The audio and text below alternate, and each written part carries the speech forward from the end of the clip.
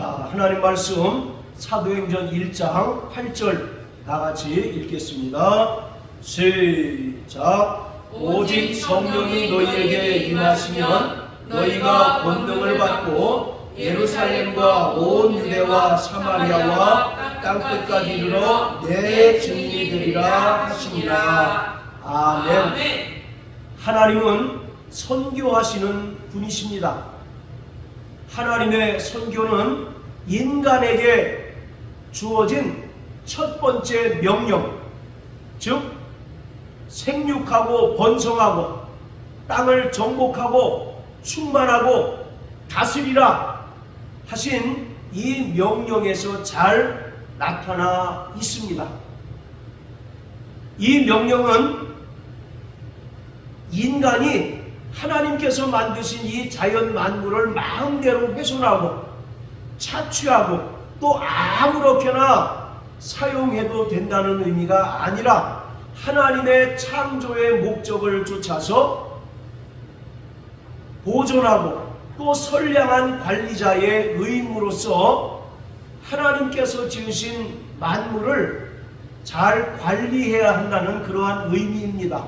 그리고 이 명령을 선교적인 측면에서 보면 하나님께서 우주 만물을 창조하신 목적을 쫓아서 하나님께서 창세전에 작정하시고 계획하신 그 뜻을 세계에 충만히 알리라는 그러한 의미입니다. 자, 우리 창세기 1장 26절부터 28절까지를 다 같이 읽겠습니다. 자, 창세기 1장 26절부터 28절까지 다 같이 읽겠습니다. 시작. 하나님이 가라사대 우리의 형상을 따라 우리의 모양대로 우리가 사람을 만들고 그로 바다의 고기와 공중의 새와 육축과 온 땅과 땅에 기는 모든 것을 다스리게 하자 하시고 하나님이 자기 형상 곧 하나님의 형상대로 사람을 창조하시되 남자와 여자를 창조하시고 하나님이 그들에게 복을 주시며 그들에게 이르시되 생육하고 번성하여 땅에 충만하라 땅을 정복하라 바다의 고기와 공중의 새와 땅에 움직이는 모든 생물을 다스리라 하시니라.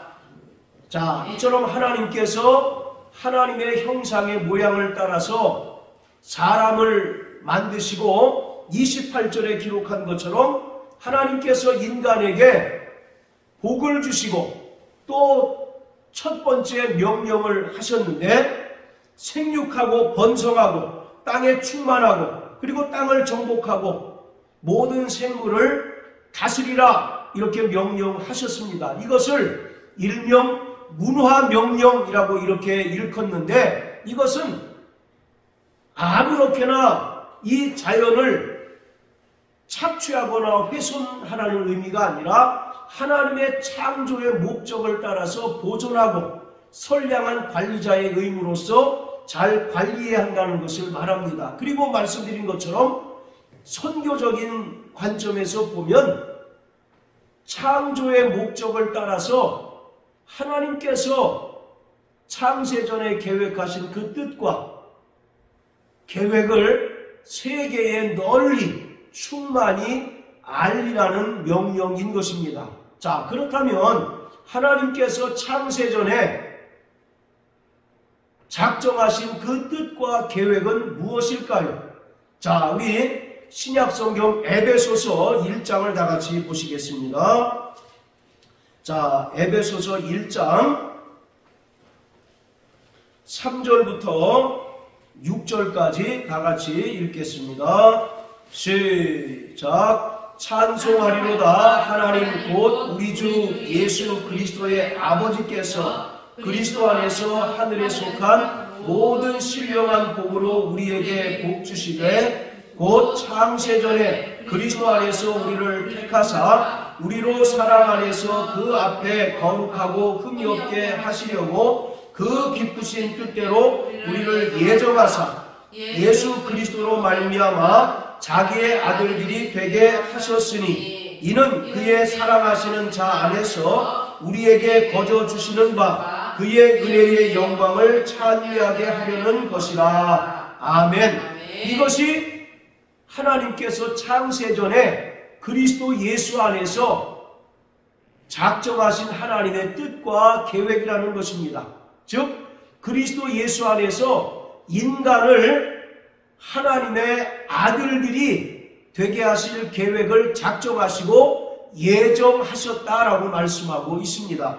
자, 그리고 7절을 우리 또 한번 읽어봅니다. 7절 시작. 우리가 그리스도 안에서 그의 은혜의 풍성함을 따라 그의 피로 말미암아 구속 곧 죄사함을 받았으니. 자, 이처럼 성도 하나님께서는 창세전에 그리스도 안에서 그 뜻과 계획을 예정하셨고, 성자 예수 그리스도께서는 하나님의 경륜을 따라 이 땅에 말씀이 육신이 되어 오셔서 인간들을 위하여 십자가에 달려 죽으셔서 모든 죄를 대속해 주셨다라고 말씀하고 있습니다. 자, 그리고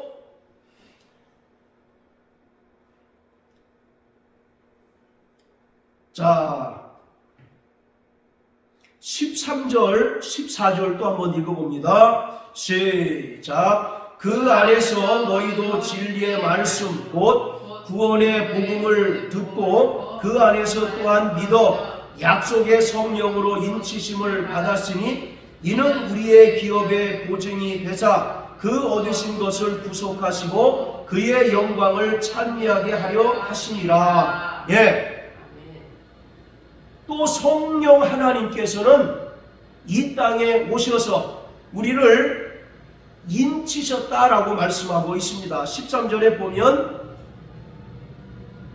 약속의 성령으로 인치심을 받았다라고 말씀하고 있습니다. 이처럼 인간을 구원하셔서 하나님의 아들들이 되게 하실 계획을 성부 하나님께서 창세전에 작정하셨고, 그 작정대로 성자 예수께서 이 땅에 오셔서 친히 십자가에 달려 죽으셨습니다. 그리고 그가 십자가에 달려 죽으시고 부활 승천하신 후에 믿는 자들에게 성령을 보내주셔서 성령으로 우리를 인치셔서 영원히 하나님의 소유가 되게 하셨고, 또 우리가 받은 이 구원을 영원히 보증해 주셨습니다. 이처럼 하나님께서는 선교하시는 분이십니다. 할렐루야.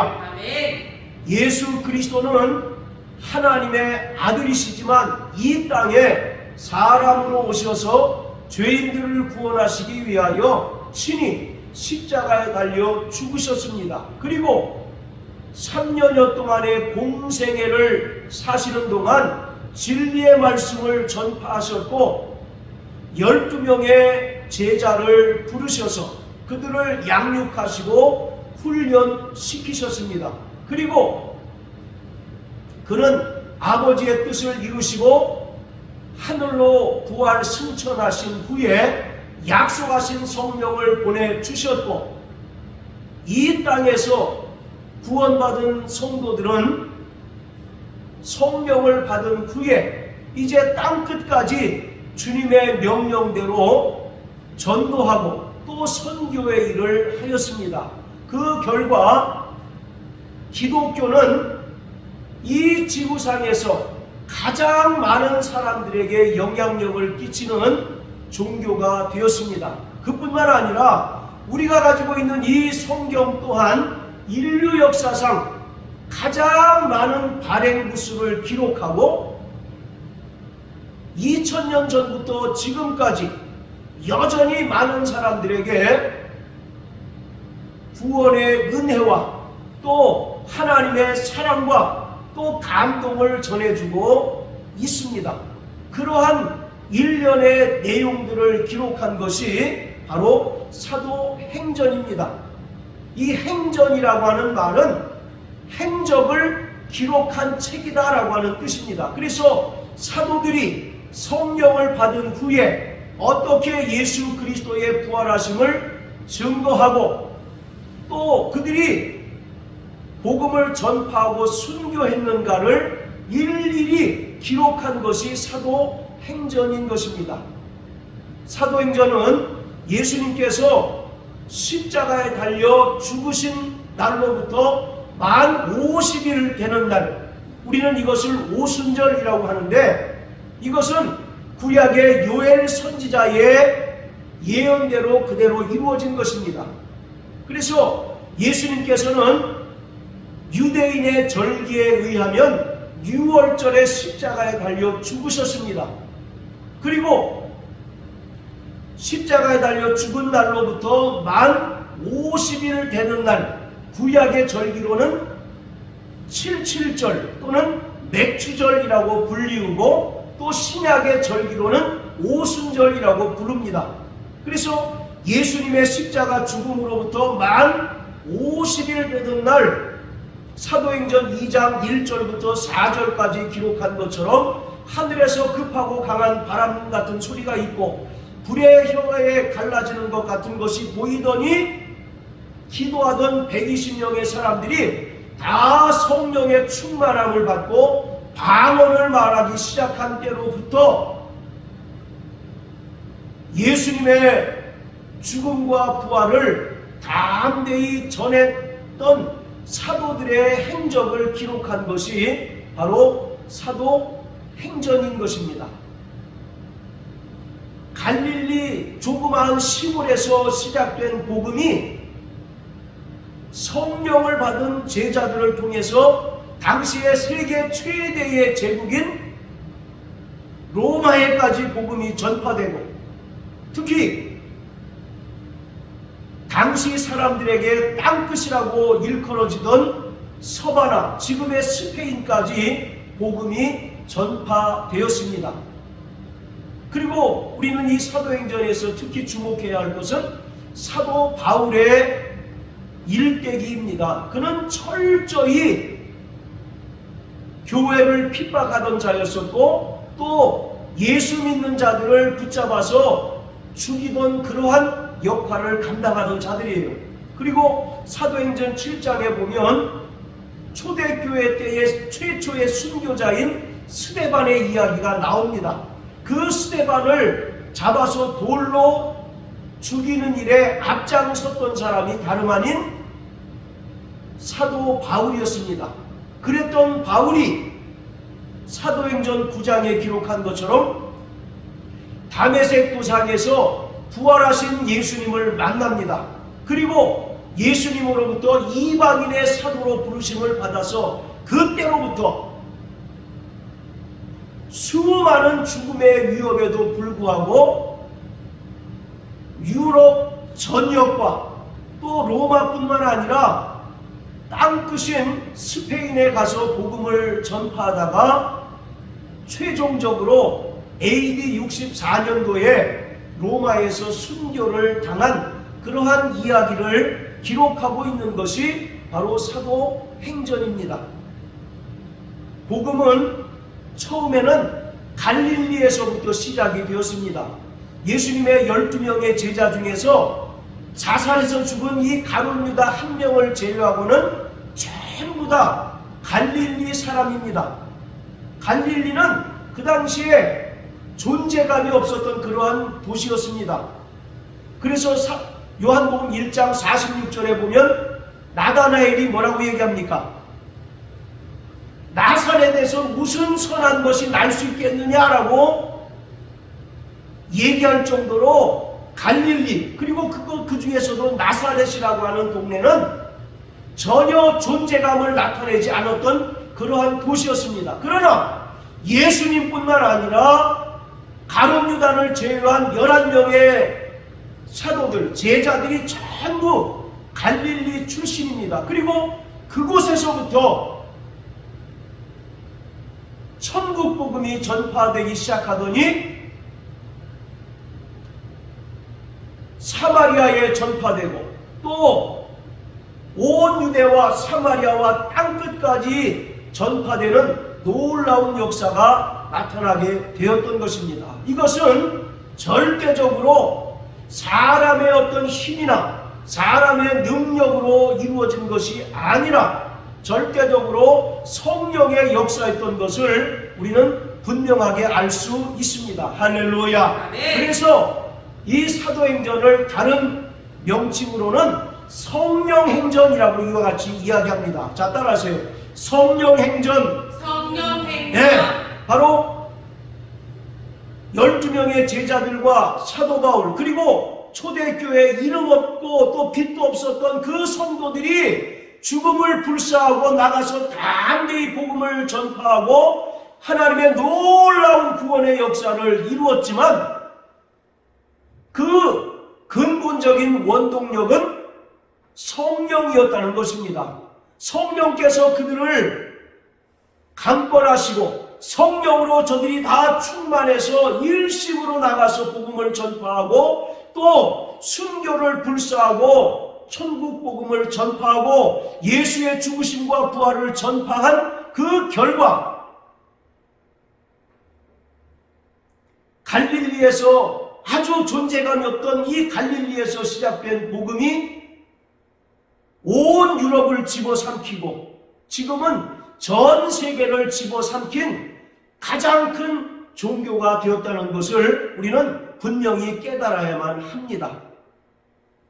이처럼 구원받은 성도들은 예수 그리스도의 복음을 담대히 전파해야 할 분명한 사명이 있습니다. 할렐루야. 아멘. 사도행전은 그런 의미에서 28장으로 끝난 것이 아니라 우리가 29장을 써내려가야 하는 분명한 의무가 있다는 것입니다. 그래서 올해 표가 사도행전 29장을 향하여입니다. 자, 우리 사도행전 맨 끝장을 다 같이 한번 보십니다. 자, 사도행전 맨 끝장, 자, 28장입니다.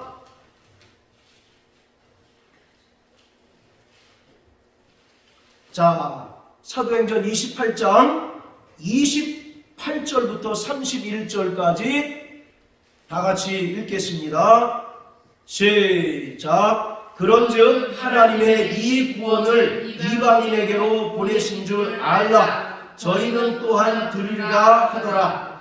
바울이 온 이태를 자기 셋집에 유하며 자기에게 오는 사람을 다 영접하고 담대히 하나님 나라를 전파하며 주 예수 그리스도께 관한 것을 가르치되 그 많은 사람이 없었더라. 우리가 가진 성경은 사도행전 28장, 그것도 사도 바울이 로마에서 2년간 가택연금을 당하고 옥살이 한 것으로 결론이 납니다. 그런데 사도 바울의 행적은 이것으로 끝난 것이 아니라 비록 그가 로마의 압송이 되어서 무려 2년여 동안 감옥에 갇히는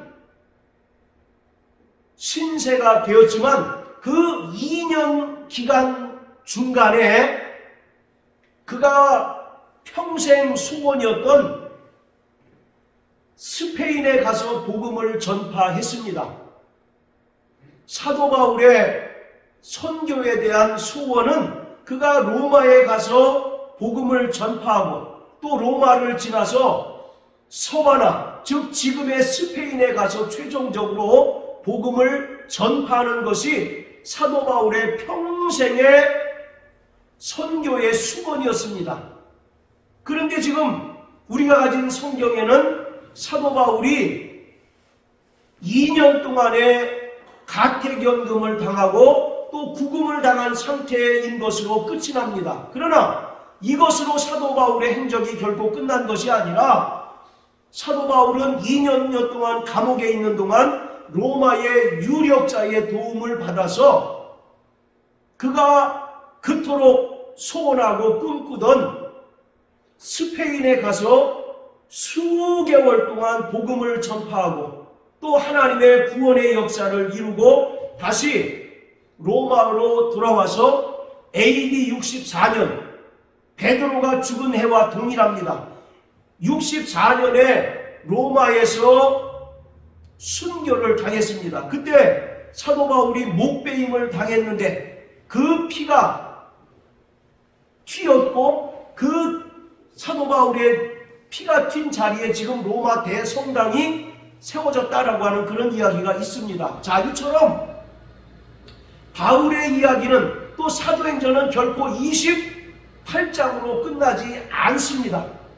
그리고 비단 이것은 사도 바울만의 이야기가 아니라 예수님께서 공생의 기간 동안 철저히 양육하고 훈련시킨 후에 성령을 받은 제자들의 이야기들이 구체적으로 언급이 되어 있지 않습니다. 어제도 말씀드렸던 것처럼 사도 요한을 제외한 11명의 제자들은 모두 다 복음을 전파하다가 순교를 당했습니다. 어떤 사람은 거꾸로 십자가에 매달려 죽기도 하고 또 어떤 사람은 톱으로 그 몸을 켬을 당하여 죽기도 하고 또 어떤 사람은 도끼나 또 창에 맞아서 죽기도 했던 그런 역사들이 있습니다. 그런 역사들이 이 사도행전 28장에는 기록되어 있지 않습니다. 오늘 저와 여러분들이 이제 사도행전 29장을 써내려가야 할 차례인 것입니다. 할렐루야. 네. 바로 예수님께서는 이 땅에 오셔서 십자가 달려 죽으시고 부활하셨습니다. 그러므로 하나님께서 그에게 맡겨주신 거룩한 사명을 완수하셨어요. 그리고 아버지께로 올라가신 후에 성령을 제자들에게 보내주셨고 성령이 이 땅에 임함으로 말미암아 그리스도의 몸된 교회가 세워지게 되었습니다. 그래서 바로 사도행전이 대단히 중요한 것은 교회 시대의 서막을 여는 그러한 성경이라는 의미에서 대단히 기독교 역사에 있어서 중요한 것입니다. 사복음서에서 교회라고 하는 단어가 구체적으로 나타난 것은 마태복음밖에 없습니다. 그러나 예수님께서 부활 승천하신 후에 약속하신 성령을 보내주시자 이 땅에 비로소 그리스도의 몸인 교회가 생겨나게 되고 또 교회를 통해서 예수님께서 이 땅에서 행하셨던 것처럼 천국 복음을 전파하고 또 죄인들을 구원하는 역사들이 교회를 통해서 이제 이루어지게 되었습니다. 그래서 오늘 우리는 결코 사도행전이 28장으로 끝난 것이 아니라 오늘 각자의 삶을 통해서 성령을 받은 우리 각자의 삶을 통해서 29장이 계속적으로 쓰여져야 한다는 사실을 분명히 깨달아야만 하는 것입니다. 할렐루야. 네. 바로 이 땅에 교회가 세워진 가장 본질적인 목적은 예수님께서 이 땅에 오셔서 행하신 사역이 중단 없이 이루어지도록 하는 것입니다. 오늘 또 저와 여러분들이 구원받고 성령을 받은 것 역시 예수 그리스도의 남은 고난을 교회를 위하여 우리 육체에 채우도록 하시기 위한 것입니다. 자, 우리 골로새서 1장을 다 같이 한번 보십니다.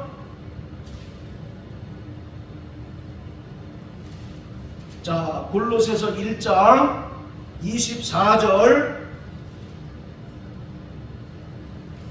25절 우리 두 절을 읽겠습니다. 시작. 내가 이제 너희를 위하여 받는 괴로움을 기뻐하고 그리스도의 남은 고난을 그의 몸된 교회를 위하여 내 육체에 채우노라. 내가 교회의 일꾼 된 것은 하나님이 너희를 위하여 내게 주신 경륜을 따라 하나님의 말씀을 이루려 함이니라.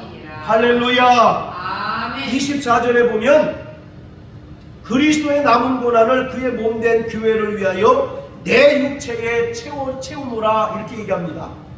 이 얘기는 뭔가 예수님께서 고난을 남겨놓으셨다는 그런 의미가 아닙니다. 또 예수님의 고난이 뭔가 불충분하다는 의미가 아니라 성령으로 말미암아 이 땅에 교회가 세워지게 되었고, 또 교회를 통해서 예수님께서 이 땅에서 행하셨던 그 사역들이 지속적으로 이루어져야 하는데, 그 사역을 감당하기 위해서는 필연적으로 교회가 이 땅에서 고난을 받을 수밖에 없고, 또 이 땅에서 성령을 받은 성도들이 복음을 전파하고 죄인들을 구원하는 사역들을 감당할 때 반드시 고난이 따른다라는 사실을 말씀하고 있습니다. 그래서 우리 구원받은 성도들은 결코 고난을 외면하는 삶을 살지 말아야 합니다. 이것을 위해서 주님께서 우리를 부르셨고, 고난의 발자취를 따라 살도록 우리를 세우셨다는 사실을 분명히 깨달아야만 합니다. 그렇기 때문에 결코 사도행전은 28장으로 끝난 것이 아니라 우리의 삶을 통해서 사도행전이 29장이 계속적으로 써내려져 가야 한다는 것입니다. 할렐루야. 그래서 로마서 10장에 보면 복음 들고 산을 넘는 자들의 발걸음이 아름답다라고 말씀하고 있습니다. 12명의 사도들이 가는 곳마다 예수 그리스도가 전파되었고, 또 사도 바울이 가는 곳마다 천국 복음이 전파되고 예수의 죽음과 부활이 증거됨으로 인하여 많은 자들이 죄인임을 깨닫고 예수께로 돌아와서 구원받는 역사가 나타났듯이, 오늘 저와 여러분들의 삶을 통해서도 그러한 놀라운 역사가 나타나야 합니다. 할렐루야. 우리가 매 주일 성찬을 합니다.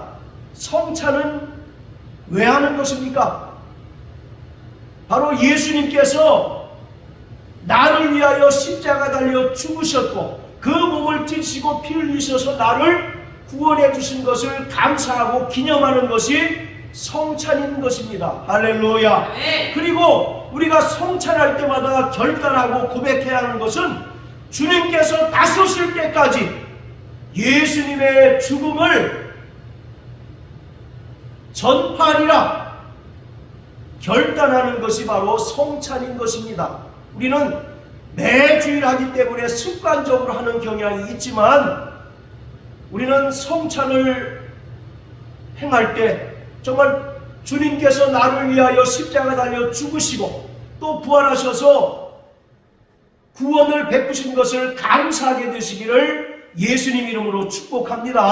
아멘. 자, 그뿐만 아니라 우리가 성찬을 먹고 마심으로써 주님께서 내게 부여하신 거룩한 사명, 주님께서 다시 오실 때까지 예수님의 죽음과 부활을 전파하는 그 사명을 온전히 깨닫고 그 사명을 끝까지 완수하는 우리 반석교회 성도들 되시기를 예수님 이름으로 축복합니다. 따라서 2024년도 우리 반석교회와 또 반석교회에 속한 모든 성도들에게 있어서는 사도행전 29장을 써내려가는 한 해가 되시길 예수님 이름으로 축복합니다. 할렐루야. 자, 저를 따라하세요. 나 영혼아, 사도행전 29장을 향하여 가자. 나 영혼아, 사도행전 29장을 향하여 나가자. 할렐루야. 우리 시간 다같이 기도하겠습니다. 주여, 성령으로 나를 강권하여 주셔서 현실에 안주하거나 낙심하고 좌절하는 믿음이 아니라 성령께서 나를 사용하심으로 말미암아 어떠한 고난과 핍박에도 불구하고 예수의 죽음과 부활을 증거하는 자가 될 수 있도록 도와주옵소서. 정말 나만의 사도행전 29장을 써내려가는 한 해가 될 수 있도록 나를 도와주시옵소서. 이 시간 예수여 한번 할 수 있게 다 같이 기도합니다. 예수여. 거룩하신 하나님, 진실로 감사합니다.